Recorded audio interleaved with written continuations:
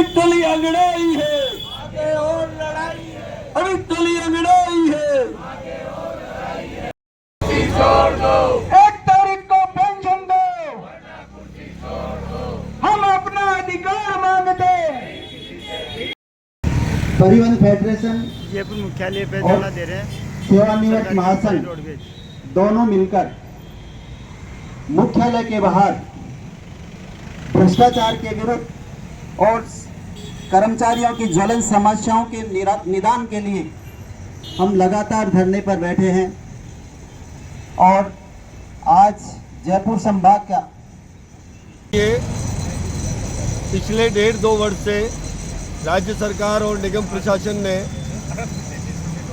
Roadways में कार्यरत भारतीय मजदूर संघ से श्रम संगठन राजस्थान परिवहन निगम सहित कर्मचारी फेडरेशन के साथ भेदभाव और सौतेलापूर्ण व्यवहार किया।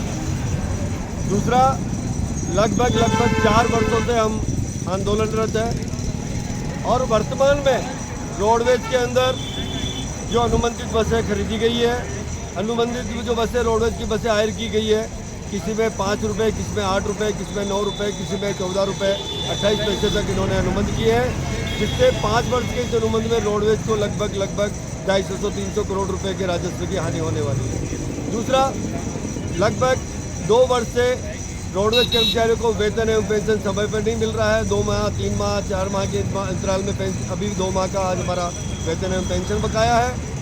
रोडवेज से जो सेवानिवृत्त कर्मचारी हुए हैं उनसे का लगभग 1 वर्ष से सेवानिवृत्तों का परिलाभ भुगतान बकाया है। तथा सरकार द्वारा अभी एक आदेश जारी कर राजस्थान बस पोर्ट कॉरपोरेशन की गठन की के साथ ही एक जयपुर से शहर के चारों बस दिशाओं में एक बस पोर्ट प्राधिकरण के बस अड्डे डेवलप करने की योजना के अंदर हीरापुरा में एक बस अड्डे का निर्माण किया। इसमें आदेश परिवहन विभाग द्वारा जो आदेश किए गए हैं उसमें रोडवेज, लोक परिवहन और स्टेट कैरिज की बसों को, अजमेर मार्ग की बसों को वहाँ से हीरापुरा से चलाए जाने की इनकी योजना है। ये योजना रोडवेज को ख़त्म करने की पूरी तरह से एक इनका रोडवेज को ख़त्म करने की इनकी मानसिकता के तहत ये किया गया है, क्योंकि वहाँ उस आदेश में कॉन्ट्रैक्ट कैरिज बसें के साथ साथ जो टूरिस्ट बसें हैं, जो वीडियो कॉन्फ्रेंस सिंधी कैंप से चल रही है, उनको हटाने का कोई प्रावधान नहीं किया। हमारी इसमें ये प्रमुख है कि मांग ये है कि रोडवेज का सिंधी कैंप बस अड्डा हमारा है और जो निगम के बस स्टैंड वो हमारे स्वयं की ज़मीन के हैं। तो रोडवेज की बसों को यहाँ से क्यों भेजा जा रहा है? जो प्राइवेट बसें जो अवैध लग रही है सिंधी कैंप के बाहर रोड पे जो रोड अवरोध कर रही है उनको वहाँ से भेजा जाए, वेतन पेंशन हमें समय पे मिले। और रोडवेज में अपीलों में चीफ मैनेजर के जो लगाए गए स्वयं की प्रार्थना पत्र में उनमें भ्रष्टाचार हुआ है। साथ ही अपीलें जो सुनवाई है, टाइम बार्ड अपीलें और उसके बाद जो नियम विरुद्ध अपील सुनी गई है, नियम विरुद्ध टेंडर कर अनुबंधित बसें ली गई है जिसमें रोडवेज को नुकसान है। उस सबकी मांग को, उच्च स्तरीय मांग को लेकर के हम 27 तारीख से यहाँ धरना दे रहे हैं और 6 तारीख को एक बहुत ही आक्रोश रैली, कर्मचारियों की आक्रोश रैली के रूप में सिंधी कैंप से रैली निकालकर मुख्यालय प्रदर्शन करेंगे। उसके बाद भी रोडवेज प्रबंधन और राज्य सरकार नहीं मानी तो हम रोडवेज का एक ब्लैक पेपर जारी कर जनता के बीच में जाएंगे। सत्यनारायण शर्मा, प्रदेश महामंत्री परिवहन फेडरेशन राजस्थान। हमारी राजस्थान रोडवेज के जो हमारा फेडरेशन है, संयुक्त कर्मचारी फेडरेशन, इसके 27 तारीख से हम क्रमिक धरने पर यहाँ बैठे हैं। जो हमारा मुख्यालय है रोडवेज का, इसके सामने हमारी बहुत सी मांगें हैं। उन मांगों को लेकर के हम पहले भी प्रयासरत रहे हैं, पहले भी आंदोलनरत रहे हैं, लेकिन हमारी किसी भी मांग पर न तो प्रशासन हमारी खोज खबर ले रहा है, न ही राज्य सरकार ने इस बारे में हमारे लिए कोई विशेष कार्य योजना गठित की है। तो हमारी बेसिक मांगें ये हैं, जो कर्मचारी कार्य कर रहा है उसको 1 तारीख को वेतन और पेंशन का भुगतान होना चाहिए। उसके बच्चे हैं, उसका परिवार है, उसका भरण पोषण का उसको अधिकार है। लेकिन अगर वेतन और पेंशन नहीं मिलेगी, कर्मचारी का परिवार उसको किस प्रकार से लेगा, कैसे उसके खर्चे चलेंगे, किस ढंग से वो अपना जीवन यापन करेगा, ये समस्या हमारी चल रही है। इसमें भी कोई ठोस कार्रवाई नहीं हुई है। इसके साथ साथ में बस पोर्ट अथॉरिटी, जैसे हमारे भाई साहब ने भी बताया, बस पोर्ट अथॉरिटी बनाई जा रही है। बस पोर्ट अथॉरिटी में जब राजस्थान रोडवेज के पास में स्वयं के बस अड्डे हैं, उनको वहाँ से निकाल करके प्राइवेट के साथ में कंपटीशन में झोंका जा रहा है। प्राइवेट जिनके पास में न तो टैक्स जमा होता है, न ही उनके पास परमिट होता है, न ही कुछ और इलीगल एक्टिविटीज़ में पूरी वो रहती हैं, उनके साथ में राजस्थान रोडवेज को लगाने का कहाँ तक उचित समझ में नहीं आ रहा मुझे। तो जब हमारे पास में ज़मीनें हैं, हमारा बस स्टैंड है, तो हमें यहाँ से संचालन नहीं करके बाहर की जगह से संचालन अगर संचालन करवाना है तो प्राइवेट का करवाइए। जैसे पहले से पूर्व में भी हाई कोर्ट से ये निर्देश मिले हुए हैं कि बस स्टैंड से रोडवेज के बस अड्डे से 2 किलोमीटर की परिधि में किसी भी प्राइवेट वाहन का संचालन नहीं हो सकता है। उस पर तो कोई असली जामा फैलाया नहीं जाता है, प्रशासन उनके साथ में है। और बस स्टैंड के सामने से अवैध एक्टिविटीज़ वाली जो बसें हैं वहाँ से संचालन हो रही है। हमारा यात्रीवाड़ टूट रहा है और हमारा यहाँ से यात्रीवाड़ तोड़ने का और हमारे बस स्टैंड जो हैं पूर्व के जैसे बस स्टैंड जो है हमारे वैशाली नगर और जो हमारे जयपुर डिपो की ज़मीन थी उसका अधिग्रहण कर लिया गया। कि सरकार की मंशा ये है कि हम जैसे तैसे करके राजस्थान रोडवेज की जो ज़मीनें हैं उन पर अपना अधिकार जमा लें, उनसे मिनिमम रेट्स में जो है उनको फुट कर दें। तो ये कार्रवाई है, तो इसको सही ढंग से इसका निस्तारण होना चाहिए। बस पोर्ट अथॉरिटी जो है वो राजस्थान रोडवेज पे लागू नहीं हो, अगर सुधारना है तो प्राइवेट का बस अड्डा बना करके उनको अलग से संचालित किया जाए। सीएम साहब का कहना है कि ठेका प्रथा बंद कर रहे हैं, उस पर क्या विचार है आपका? देखो, ठेका प्रथा ऐसा है कि अभी जो नया कानून आया है उसमें जितने भी ठेके कर्मचारी हैं उन लोगों को एक निश्चित वेतन, निश्चित पारिश्रमिक जो है सबको एक समान मिलेगा। ऐसा सिस्टम अभी लॉन्च हुआ है, उसमें बताया है, अभी अखबार में भी आया है। तो ऐसी व्यवस्थाएं जो राजस्थान रोडवेज में हम ऐसी चाहते हैं। हमारे यहाँ पे भी सारा के माध्यम से, कंपनी के माध्यम से पहले जो कर्मचारी लगाए जाते रहे हैं उन लोगों को भी पहले ही जो कंपनी ने लगाया था उन्होंने पूरा भुगतान नहीं किया, उनका GTF का भुगतान नहीं हुआ। ये अच्छी सोच है, ये कार्य असली अगर जामा पहन के ये योजना तो अच्छी योजना है, इसका हम स्वागत करते हैं। नाम विक्रम सिंह, मैं संभागीय अध्यक्ष फेडरेशन जयपुर। सर, दिनांक 27 तारीख से राजस्थान रोडवेज के मुख्यालय में एक धरना प्रदर्शन कार्यक्रम लगातार चालू हो रहा है। आज जो धरना कार्यक्रम संपन्न हुआ है जिसमें महिलाएं और कर्मचारियों का पूर्ण सहयोग है, उसके बावजूद सरकार का रुख बिल्कुल भी नहीं है कि धरना किस तरफ में लगाया जा रहा है, कारण क्या रहे हैं। सबसे बड़ी बात यहाँ पर है संयुक्त मोर्चे के द्वारा सरकार में जो समझौता किया गया है वो सरासर कर्मचारियों को धोखा देने वाली बात है।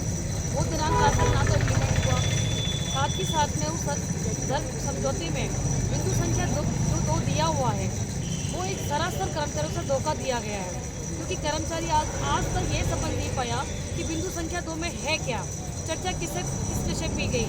संयुक्त मोर्चे ने बिंदु संख्या 2 का समझौता क्यों स्वीकार किया, जो कि वो अमान्य है। बिंदु संख्या जो समझौते में लिखा गया है वो सरासर गलत है, कर्मचारियों से लगातार धोखा दिया जा रहा है। साथ ही सरकार ने बजट सत्र में सर्विस मॉडल की अनुबंध बसें देने की स्वीकृति प्रदान की है। जब ये सरकार आई है पहली बार ही ऐसा हुआ है। इससे पूर्व में जो सरकारें आई थी बजट में रोडवेज के लिए घोषणाएं होती थी, लेकिन मात्र रोडवेज को बसेस खरीदने की स्वीकृति प्रदान की जाती थी। लेकिन ये पहली बार सरकार ने किया है कि अनुबंधित पे सर्विस मॉडल पे रोडवेज की बसें खरीदी जाएँ, जो कि रोडवेज को बंद करने की साजिश है। सरकार की नियति है कि रोडवेज की ज़मीनों पर अपना कब्जा करें, जबकि प्राइवेट जो बसें हैं वो सिंडिकेट के बस स्टैंड के बाहर ही चल रही है, उन पर कोई रोक लगाम आज तक नहीं की गई है। जबकि उसके सुप्रीम कोर्ट के साफ साफ आदेश है जहाँ पे रोडवेज स्टैंड के 2 किलोमीटर के दूर प्राइवेट बसें चलनी चाहिए, जिस पर आज दिनांक तक प्रशासन के द्वारा कोई कार्रवाई नहीं की गई है। ना ही सरकार का कोई ध्यान है कि रोडवेज के अस्तित्व को कैसे बचाया जाए। वो सिर्फ ये चाहती है कि रोडवेज कब बंद हो, उसकी गतिविधियाँ दिन प्रतिदिन तेजी होती जा रही है। साथ ही साथ जो महिलाएँ हैं, सरकार का दोहरा रुख है, क्योंकि राजस्थान रोडवेज में पहले महिला परिचालक नहीं थी, आज महिलाएं परिचालक हैं। वो परिचालक के कार्य को अपना अंजाम दे रही हैं।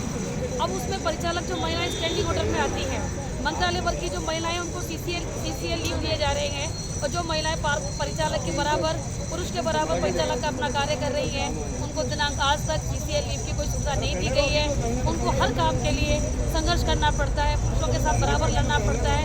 लेकिन फिर भी राजस्थान रोडवेज में महिला परिचालकों की तरफ कोई भी ध्यान नहीं दिया जा रहा है, ना ही कोई तवज्जो दी जा रही है।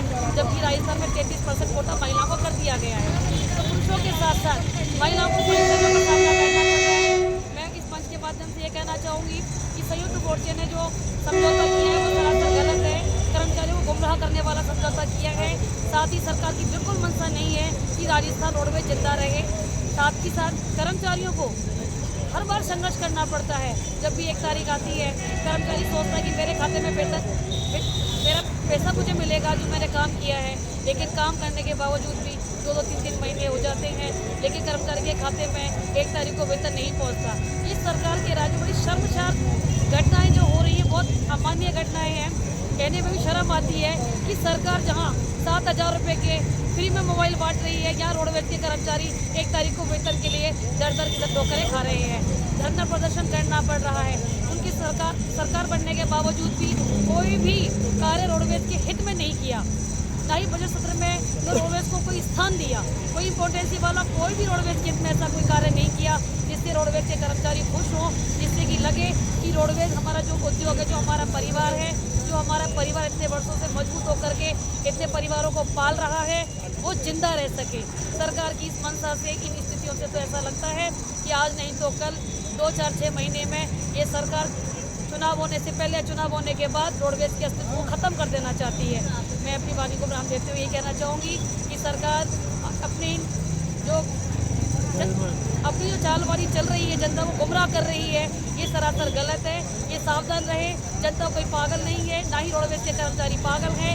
आज नहीं तो कल अपने संघर्ष के द्वारा अपने हक को मान कर ही रहेंगे, छीन कर ही रहेंगे। सरकार हम पे कोई दया, कोई रहम नहीं कर रही, तो भीख नहीं दे रही है। ये हमारा अधिकार है, हमारा हक है।